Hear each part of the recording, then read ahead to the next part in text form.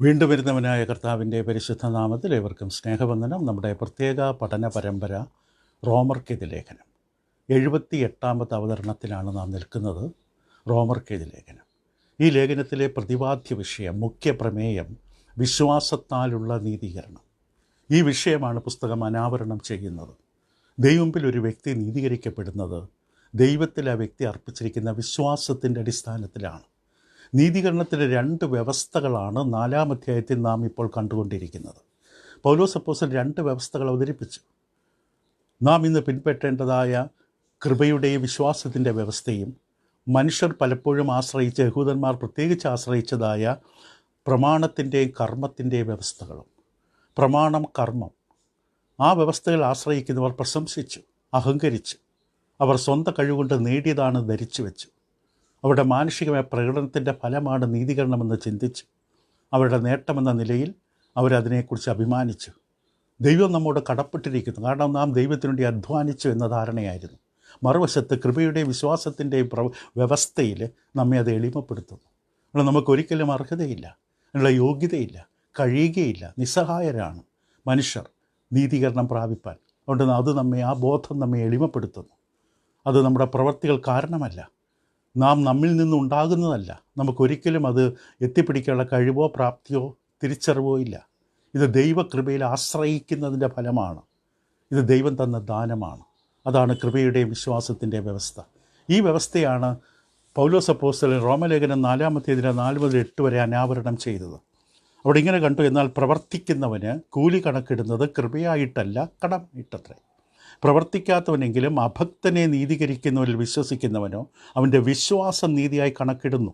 ദൈവം പ്രവൃത്തി കൂടാതെ നീതി കണക്കിടുന്ന മനുഷ്യൻ്റെ ഭാഗ്യം ദാവീദും വർണ്ണിക്കുന്നത്. അധർമ്മം മോചിച്ചും പാപം മറച്ചും കിട്ടിയവർ ഭാഗ്യവാന്മാർ. കർത്താവ് പാപം കണക്കിടാത്ത മനുഷ്യൻ ഭാഗ്യവാൻ. ഈ വിധത്തിലാണ് ഇത് അവതരിപ്പിച്ചിരിക്കുന്നത്. 2 വ്യവസ്ഥകൾ വ്യക്തമാണ്: കൃപയും പ്രവർത്തികളും. ഇത് തമ്മിലുള്ള ഒരു വൈരുദ്ധ്യം ഇവിടെ കാണാം. അപ്പോൾ 5-ാം വാക്യത്തിൽ പൗലോസ് അപ്പോസ്തലൻ ഈ വ്യവസ്ഥകളുടെ വൈരുദ്ധ്യം കാണിക്കുകയാണ്. ഒന്ന് പ്രമാണത്തിൻ്റെയും പ്രവർത്തികളുടെയും വ്യവസ്ഥ, ഒന്ന് മറുവശത്ത് കൃപയുടെയും വിശ്വാസത്തിൻ്റെയും വ്യവസ്ഥ. അപ്പോൾ ഇവിടെ 5-ാമത്തെ വാക്യത്തിൽ 4 മുതൽ വായിക്കുക: എന്നാൽ പ്രവർത്തിക്കുന്നവന് കൂലി കണക്കിടുന്നത് കൃപയായിട്ടല്ല, കടമായിട്ടത്തെ. നമ്മൾ കഴിഞ്ഞ ദിവസം പറഞ്ഞു, നാം അധ്വാനിച്ച് ജോലി ചെയ്താൽ നമുക്ക് കിട്ടാൻ പോകുന്ന കൂലി അത് നമുക്ക് കടപ്പെട്ടതാണ്, അത് ദാനമല്ല, നമ്മൾ അധ്വാനിച്ചതിൻ്റെ ഫലമാണ്. പക്ഷേ പ്രവർത്തിക്കാത്തവനെങ്കിലും എന്ന വാക്കവിടെ വരുന്നു. പ്രവർത്തിക്കാത്തവനെങ്കിലും എന്ന് പറയുമ്പോൾ അത് പശ്ചാത്തലത്തിൽ നിന്ന് അടർത്തി മാറ്റിയാൽ ദൈവമക്കളായി നാം ഒരിക്കലും ഒരു പ്രവൃത്തികളും ചെയ്യേണ്ടതില്ല എന്നൊരു ധാരണ വരും. ദൈവിക ക്രിസ്തീയ ജീവിതത്തിൽ വിശ്വാസികൾക്ക് ഒരു പ്രവൃത്തികളും വേണ്ട എന്ന ചിന്ത വരും. അതൊരിക്കലും ഈ എഴുത്തുകാരൻ ഉദ്ദേശിച്ചിട്ടില്ല. യഥാർത്ഥത്തിൽ ദൈവനെ മനസ്സിലാക്കുന്ന എല്ലാവർക്കും അറിയാം അത് തെറ്റായ വ്യാഖ്യാനമാണ്. കാരണം പൗലോസ് അപ്പോസ്തലനെ സംബന്ധിച്ച് അങ്ങനെയല്ല ചിന്തിച്ചത്. കാരണം പൗലോസ് തൻ്റെ അനേക ലേഖനങ്ങൾ, പ്രത്യേകിച്ച് റോമലേഖനത്തിൽ തന്നെ 16-ാം അധ്യായത്തിൻ്റെ 12-ാം വാക്യം വായിക്കുമ്പോൾ ഇങ്ങനെ നമുക്ക് കാണാം: കർത്താവിൽ അധ്വാനിക്കുന്നവരായ, വാക്ക് ശ്രദ്ധിക്കുക, അധ്വാനിക്കുന്നവരായ ത്രുഫൈനയ്ക്കും ത്രുഫോസിനും വന്ദനം ചൊല്ലുവിൻ. കർത്താവിൽ വളരെ അധ്വാനിച്ചവളായ പ്രിയ പെർസീസിന് വന്ദനം ചൊല്ലുവിൻ. ഇപ്പോൾ കർത്താവ് യേശുക്രിസ്തുവിൽ രക്ഷയുടെ അനുഭവത്തിൽ വന്നവരും ദൈവത്തിനാണ്ട് അധ്വാനിക്കുക വളരെ ആവശ്യമാണ്. വളരെ അധ്വാനിച്ചവരെക്കുറിച്ച് അവിടെ പറയുന്നു. പൗലോസ് പലപ്പോഴും ഇങ്ങനെ അധ്വാനിച്ച പലരെക്കുറിച്ച് പറയാറുണ്ട്. 1 കൊരിന്ത്യർ 15-ാം അധ്യായം അതിൻ്റെ 58-ാമത്തെ വാക്യത്തിൽ പൗലോസ് അപ്പോസ്തലൻ ഇപ്രകാരമാണ് പറഞ്ഞത്. അവിടെ പറഞ്ഞു: ആകയാൽ എൻ്റെ പ്രിയ സഹോദരന്മാരെ, നിങ്ങൾ ഉറപ്പുള്ളവരും കുലുങ്ങാത്തവരും നിങ്ങളുടെ പ്രയത്നം കർത്താവിൽ വ്യർത്ഥമല്ല എന്നറിഞ്ഞിരിക്കൽ കർത്താവിൻ്റെ വേലയിൽ എപ്പോഴും വർദ്ധിച്ചു വരുന്നവരുമാകുവിനെന്ന് കാണാം. ഗലാത്യർക്ക് ലേഖനം 5-ാം അധ്യായത്തിൻ്റെ 6-ാം വാക്യത്തിൽ പൗലോസ് പറഞ്ഞത് ഇപ്രകാരമാണ്: ക്രിസ്തുവേശിൽ പരിച്ഛേദനയല്ല, അകലചെറുമല്ല, സ്നേഹത്താൽ വ്യാപരിക്കുന്ന വിശ്വാസമത്ര കാര്യം. അവിടെ ഒരു പ്രവൃത്തിയെക്കുറിച്ച് കാണാം. എഫേസ്യർ ലേഖനം 2-ാം അധ്യായത്തിൻ്റെ 10-ാം വാക്യത്തിലും പൗലോസ് ഈ വിഷയം അവതരിപ്പിക്കുക. എഫേസ്യർക്ക് ലേഖനം 2-ന്റെ 10 പറഞ്ഞു: നാം അവൻ്റെ കൈപ്പണിയായി സൽപ്രവർത്തികൾക്കായിട്ട് ക്രിസ്തുവേശുവിൽ സൃഷ്ടിക്കപ്പെട്ടവരാകുന്നു. നാം ചെയ്തു പോരേണ്ടതിന് ദൈവം അവ മുന്നൊരുക്കിയിരിക്കുന്നു. സൽപ്രവർത്തികളെക്കുറിച്ചാണ്.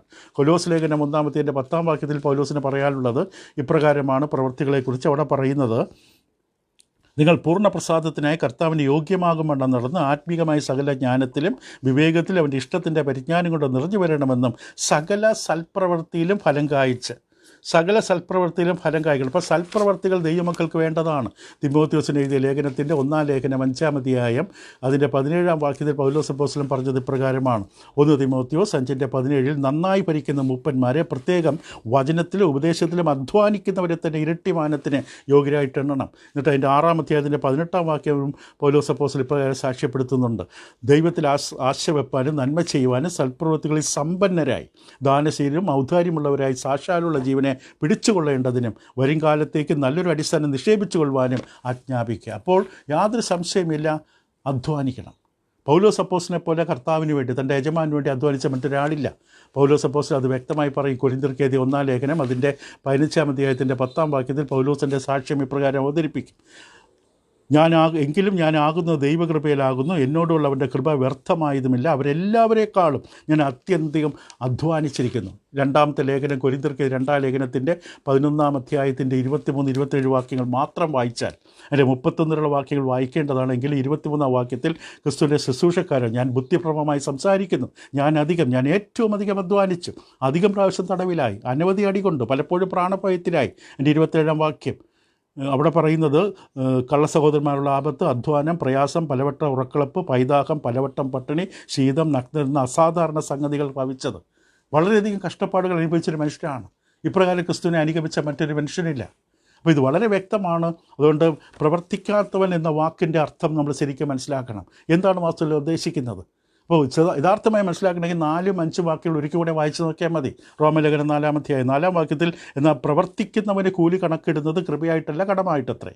പ്രവർത്തിക്കാത്തവനെങ്കിലും അഭക്തനെ നീതീകരിക്കുന്നതിൽ വിശ്വസിക്കുന്നവനോ എന്ന് പറഞ്ഞ ആ രണ്ട് വാക്യങ്ങൾ പരിശോധിച്ചത് കാണാൻ സാധിക്കും. ഇപ്പോൾ പ്രവർത്തിക്കുന്നവൻ എന്ന് പറയുമ്പോൾ സാധാരണ ഒരു ജോലി ചെയ്യുന്ന ഒരാളെക്കുറിച്ചാണ്. ആ വ്യക്തി ജോലി ചെയ്യുമ്പോൾ വൈകുന്നേരം ജോലി അവസാനിച്ച് കഴിയുമ്പോൾ ആ വ്യക്തിയുടെ കൂലി ആ വ്യക്തിയുടെ കടമാണ്. പക്ഷേ പ്രവർത്തിക്കാത്തവൻ എന്ന് പറയുന്നൊരു വിശ്വാസിയെക്കുറിച്ചാണ്. അതായത് താൻ ചെയ്യുന്ന പ്രവൃത്തിയുടെ ഫലമായി ദൈവം എന്നോട് കടപ്പെടുന്നില്ല. ആ അർത്ഥത്തിലാണ് ഉദ്ദേശിക്കുന്നത്. പ്രവർത്തിക്കാത്തവനെങ്കിലും അഭക്തനെ നീതീകരിക്കുന്നതിൽ വിശ്വസിക്കുന്നവൻ. ഇപ്പോൾ നാം ദൈവത്തിന് വേണ്ടി ജീവിക്കുന്നത്, ദൈവം നമ്മൾ കടക്കാരനാകുന്നില്ല. നാം ചെയ്തു കൂട്ടുന്ന നന്മ പ്രവൃത്തികൾ കണ്ടിട്ട്, പുണ്യപ്രവൃത്തികൾ കണ്ടിട്ട് ദൈവം നമ്മെ നീതീകരിക്കാൻ കടപ്പെടുന്നില്ല. നാം പുണ്യപ്രവൃത്തികൾ ചെയ്യണം, നീതിപ്രവൃത്തികൾ ചെയ്യണം. അത് എന്തായിരിക്കണം?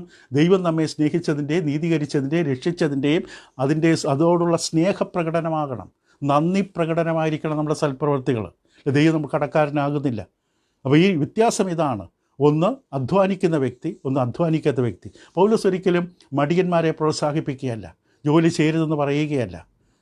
ഒരാൾ അവരുടെ ജോലിയിൽ ആശ്രയിക്കുന്ന, മറ്റൊരാൾ ദൈവത്തിൽ ആശ്രയിക്കുന്നു. ഇതാണ് വ്യത്യാസം. പ്രവർത്തിക്കുന്നവനും പ്രവർത്തിക്കാത്തതുമുള്ള വ്യത്യാസം അതാണ്. പ്രവർത്തിക്കുന്നവെന്ന് പറഞ്ഞാൽ ജോലിയിൽ ആശ്രയിക്കുന്നു, അവൻ്റെ കൂലി കടമാണ്, അവന് കടപ്പെട്ടതാണ് ആ കൂലി.